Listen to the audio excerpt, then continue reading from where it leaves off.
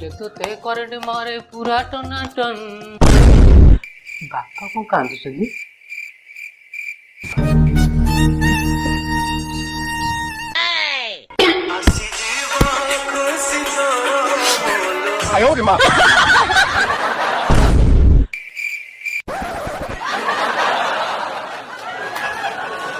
ପଢାଇଥିଲୁ କିରେ? ନାଇଁ ନାଇଁ ବାପା ଟ୍ୟୁସନ ରେ ଏକ୍ସଟ୍ରା କ୍ଲାସ ଚାଲୁଥିଲା ତ। ଆଚ୍ଛା ମୁଁ ଯାଉଛି ବାପା।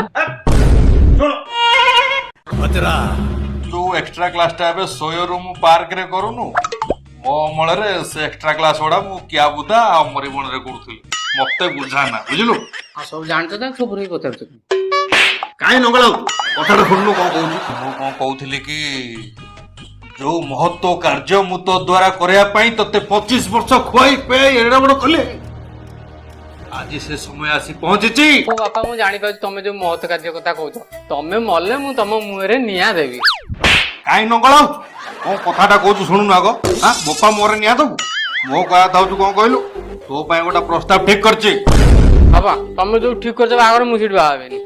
ନଗଳ କଣ କଥାଟା କହୁଛୁ ଶୁଣୁନୁ ଆଗ। ମୁଁ ଯୋଉଠି ପ୍ରସ୍ତାବ ଠିକ କରିଛି ସେଠି ତୁ ବାହା ହବୁନି। ବାହା ହେବିନି ଆଉ କାହିଁ କୋଉ ଡ୍ୟାସକୁ ପକେଇଛ ସେଇଠି ପ୍ରସ୍ତାବ?